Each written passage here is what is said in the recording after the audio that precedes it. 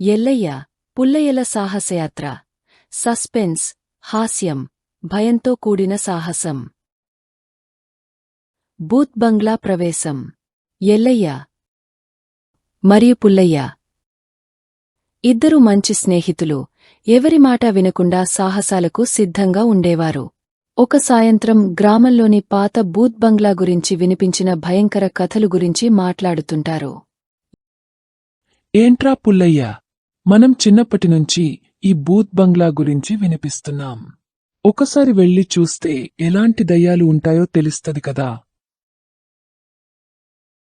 నాకేమన్నా అంత సాహసం ఉందని అనుకుంటున్నావా? ఆ బూత్ బంగ్లా దగ్గరికి పోయి మనం దయ్యాలతో లేపులు తీయడమే. ఎలాగైనా చూడాల్సిందేరా. సాహసం లేకపోతే మనం ఈ జీవితంలో ఏం చేస్తాం? వారు బూత్ బంగ్లా దగ్గరికి చేరి దాని పెద్ద తలుపును నెమ్మదిగా తీసి లోపల అడుగేస్తారు. బంగ్లాలో అంతా చిమ్మచీకటిగా ఉంది. ఒక్కసారిగా పెద్ద గాలి వీస్తుంది. అప్పుడు వారి వెనుక తలుపు దరిచి పడిపోతుంది. ఇదేం జరిగిందిరా? ఇదేదో నాటకంలా కనిపిస్తోంది. అదేం లేదురా, దయ్యం మన తలుపు కొట్టింది అనుకుంటున్నావా? అంతే. ఒక్కసారిగా గదిలోని కిటికీలకు మబ్బులు దూరి ఒక చెయ్యి బయటపడుతుంది. ఆ చెయ్యి గగుర్పాటు కలిగించేలా కొంచెం కదిలి బుర్ర తాకుతుంటుంది. రా రా, ఇది నిజమైనదేనా? ఇవి నిజంగానే దయ్యాలేనా? ఈ బంగ్లా లోపల ఏదో రహస్యం దాగి ఉంది. రమ్మా, ముందుకి వెళ్ళిపోద్దాం. చూడాలి ఏం జరుగుతుందో. వాళ్లు ముందుకి వెళ్తుంటారు. గది పెద్దగా ఉంది, కాని లోపల అన్ని మూలల్లో వింత చీకటిగా ఉంటుంది. గదిలో ఒక పెద్ద పటాన్ని తీసి చూడగానే దాని వెనుక ఒక రహస్య తలుపు ఉంటుంది. ఆ తలుపు తెరవడానికి పజిలుండగా వారు దానిని పరిష్కరించాలని ప్రయత్నిస్తారు. ఇక్కడ ఒక రహస్య పజిల్ ఉంది. చూసి దీన్ని సరిచేస్తే తలుపు తెరుచుకుంటుంది. పజిల్ ఆ పదాలకు సంబంధించినది. సూర్యుడు లేకపోతే నాకు వెలుగులేదు. దినరాత్రి లేని చోట నేను ముద్దుబిడ్డను. నేను ఎవరు? ఇది ఏంటిరా ఎల్లయ్య? ఇలాంటి ప్రశ్నలకు సమాధానం ఎలా చెప్పాలి? ఈ పజిల్ ఏదో సాధారణ విషయం కాదురా. దీని సమాధానం చంద్రుడు. ఎందుకంటే చంద్రుడికి సూర్యుని వెలుగు లేకపోతే వెలుగు ఉండదు కదా.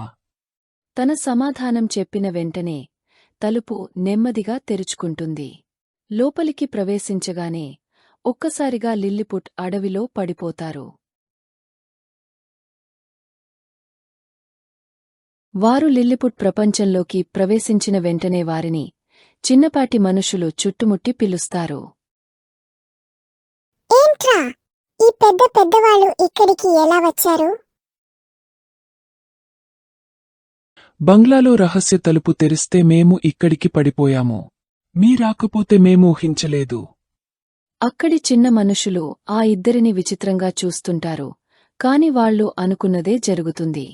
వాళ్ల రాజు దగ్గరకు తీసుకెళ్లి వారికి ఓ సవాలు ఇస్తారు.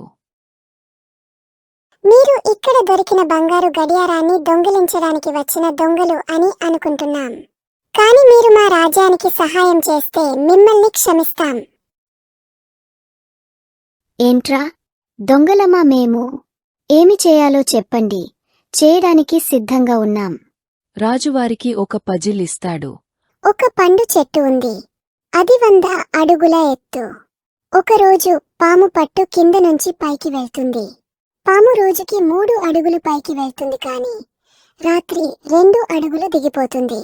పాము ఎన్ని రోజుల్లో చెట్టు పైకి చేరుతుంది? ఇది పజిల్ ఏమీ కష్టం కాదు. పాము 97వ అడుగుకి 97 రోజుల్లో చేరుతుంది. చివరి రోజుకి 98 నుంచి 100కి వెళ్తుంది. ఆ రోజు దిగిపోదు కాబట్టి అది 98వ రోజుకి చెట్టు పైకి చేరుతుంది.